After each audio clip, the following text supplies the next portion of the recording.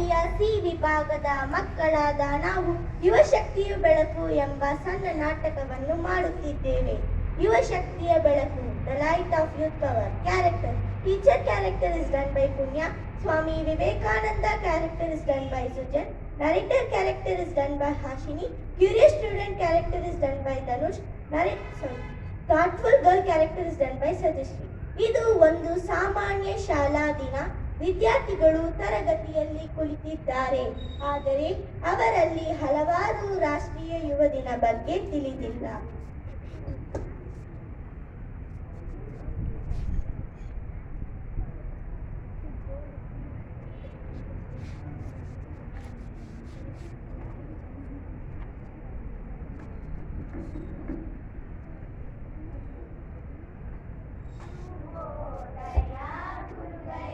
ಶುಭೋದಯ ಮಕ್ಕಳೇ, ಕುತ್ಕೊಳ್ಳಿ. ಧನ್ಯವಾದಗಳು ಗುರುಗಳೇ. ಮಕ್ಕಳೇ, ಇವತ್ತಿನ ಪಾಠ ಸ್ವಾಮಿ ವಿವೇಕಾನಂದ ಅವರ ಬಗ್ಗೆ. ಇಂದು ಜುಲೈ 15 ರಾಷ್ಟ್ರೀಯ ಯುವ ದಿನ. ಇದರ ಬಗ್ಗೆ ನಿಮಗೆ ತಿಳಿದಿದೆಯೇ? ಧನುಷ್ ಮೇಡಮ್, ಇದು ಏಕೆ ಆಚರಿಸುತ್ತಾರೆ? ಜನವರಿ 15 ಸ್ವಾಮಿ ವಿವೇಕಾನಂದರ ಜನ್ಮದಿನ. ಅವರು ಮಾಡಿದ ಸಾಧನೆಗಳನ್ನು ಗುರುತಿಸಲು ಈ ದಿನವನ್ನು ರಾಷ್ಟ್ರೀಯ ಯುವ ದಿನ ಎಂದು ಆಚರಿಸುತ್ತಾರೆ. ಬೇರೆ ಪ್ರಶ್ನೆ ಇದೆಯಾ ಲಕ್ಷ್ಮಿ? ಅವರು ಏನನ್ನಾದರೂ ವಿಶೇಷವಾಗಿ ಹೇಳಿದ್ದಾರೆಯೇ ಮೇಡಮ್? ಹೌದು ಲಕ್ಷ್ಮಿ, ಅವರು ಹೇಳಿದ್ದಾರೆ, ಏಳು ಎದ್ದು ಗುರಿಯೆಡೆ ಸಾಗು. ಅವರು ಭಾರತದ ಎಲ್ಲ ಯುವಕರಿಗೆ ಶಕ್ತಿ, ಧೈರ್ಯ ಮತ್ತು ಆತ್ಮವಿಶ್ವಾಸವನ್ನು ಕಲಿಸಿದ್ದಾರೆ. ಸ್ವಾಮಿ ವಿವೇಕಾನಂದರು ತುಂಬಾ ಸಾಧನೆಗಳನ್ನು ಮಾಡಿದ್ದಾರೆ. ಸ್ವಾಮಿ ವಿವೇಕಾನಂದರ ಗುರುವಿನ ಹೆಸರು ರಾಮಕೃಷ್ಣ. ಸ್ವಾಮಿ ವಿವೇಕಾನಂದರ ಮರಣ ದಿನ 4 ಜುಲೈ. ಅವರು ಭಾರತದ ಯುವ ಸಾಧಕರಲ್ಲಿ ಒಬ್ಬರು. ಅವರು ಯಾವತ್ತೂ ನಾನಿನ್ನು ಯುವಕ, ನನಗೆ ಸಾಧನೆ ಮಾಡೋಕೆ ಇನ್ನೂ ಸಮಯ ಇದೆ ಎಂದು ಯೋಚನೆ ಮಾಡಿಲ್ಲ. ಅವರಿಗೆ ಸಮಯ ಸಿಕ್ಕಾಗೆಲ್ಲ ಅವರು ಓದುವುದು, ಸಾಧನೆ ಮಾಡುವುದರಲ್ಲೇ ಕಳೆಯುತ್ತಿದ್ದರು. ಸಾಧ್ಯವೇ ಇಲ್ಲ ಎಂದುಕೊಂಡರೆ ಏನನ್ನೂ ಸಾಧಿಸಲಾಗದು. ಪ್ರಯತ್ನಿಸುವುದರಿಂದ ನಷ್ಟವೇನಿದೆ? ಗೆದ್ದರೆ ಸಂತೋಷ, ಸೋತರೆ ಅನುಭವ ಎಂದು ಹೇಳಿದ್ದಾರೆ. ಮಕ್ಕಳೇ, ಇದೆಲ್ಲ ನಿಮ್ಗೆ ಅರ್ಥ ಆಯ್ತಾ? ಹೌದು ಮ್ಯಾಮ್. ಸರಿ ಮಕ್ಕಳೇ, ನೀವಿನ್ನ ಸ್ವಾಮಿ ವಿವೇಕಾನಂದ ಅವ್ರ ಬಗ್ಗೆ ಇನ್ನೂ ಕೆಲವೊಂದು ವಿಷಯನ ತಿಳ್ಕೊಂಡು ಬನ್ನಿ. ನಾನು ನಾಳೆ ನಿಮ್ಗೆ ಪ್ರಶ್ನೆ ಕೇಳ್ತೀನಿ, ಸರಿನಾ? ಧನ್ಯವಾದಗಳು ಮಕ್ಕಳೇ. ಧನ್ಯವಾದಗಳು ಗುರುಗಳೇ.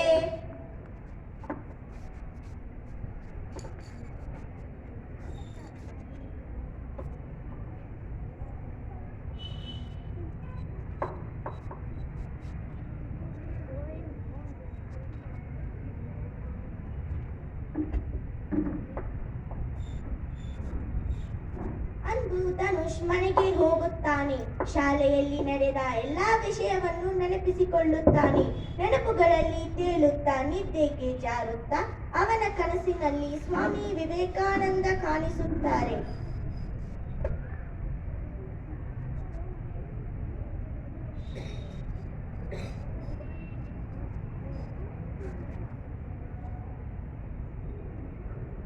ಸ್ವಾಮಿ, ನೀವು ಯಾರು? ನಾನು ಸ್ವಾಮಿ ವಿವೇಕಾನಂದ. ಮಗು, ನೀನೇನ ನೋಡ್ಕೊತಿದ್ದೀಯಾ? ಸ್ವಾಮಿ, ನಾನು ಜೀವನದಲ್ಲಿ ಏನು ಮಾಡಬೇಕು ಎಂದು ತಿಳಿಯುತ್ತಿಲ್ಲ. ಯುವಕರು ಬಲಿಷ್ಠ ಬುದ್ಧಿವಂತರು. ಹೌದು, ನಿನ್ನೊಳಗಿನ ಶಕ್ತಿಯನ್ನು ಅರಿತುಕೋ. ನೀನು ನಂಬಿದಷ್ಟು ಶಕ್ತಿಯು ನಿನಗಿದೆ. ಪ್ರಾಮಾಣಿಕತೆ, ಪರಿಶ್ರಮ ಮತ್ತು ಆತ್ಮವಿಶ್ವಾಸ, ಈ 3 ನಿನ್ನ ಗೆಲುವಿನ ಸಾಧನಗಳು. ಧನ್ಯವಾದಗಳು ಸ್ವಾಮಿ. ನಾನು ಮತ್ತೊಬ್ಬರಿಗೆ ಸಹಾಯವನ್ನು ಮಾಡುತ್ತೇನೆ.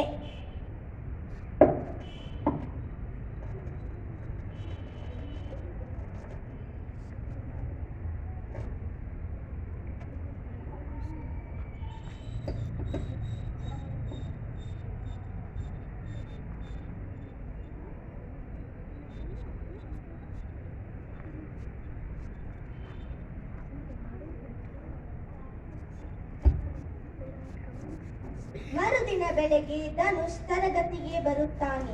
ಉತ್ಸಾಹದಿಂದ ತುಂಬಿರುತ್ತಾನೆ.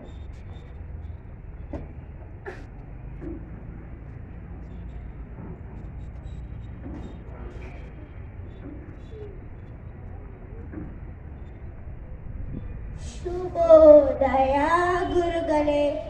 ಶುಭೋದಯ ಮಕ್ಕಳೇ, ಕುತ್ಕೊಳ್ಳಿ. ಧನ್ಯವಾದಗಳು ಗುರುಗಳೇ. ಮಕ್ಳೇ, ನೀವೆಲ್ಲರೂ ನಿಮ್ ತಿಂಡಿ ಮಾಡಿದ್ರಾ? ಎಲ್ಲರೂ ಮಾಡಿದ್ರಾ?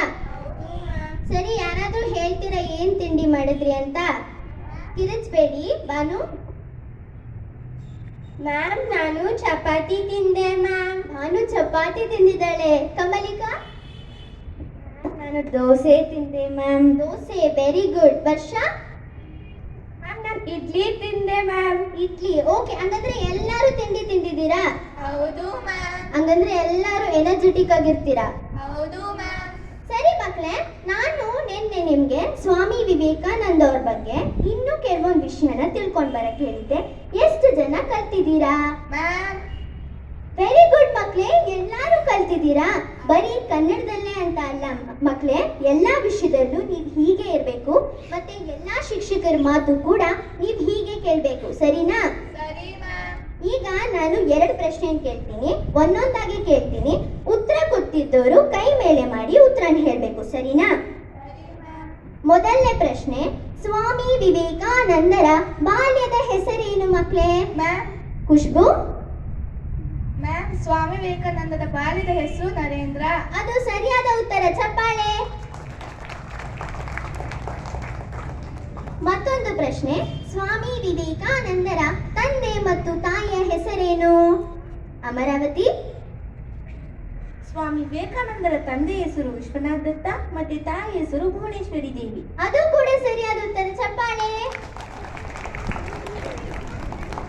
ಮಕ್ಕಳೇ, ನಿಮ್ಗೆಲ್ಲ ಈ ಪಾಠ ಅರ್ಥ ಆಯ್ತಾ?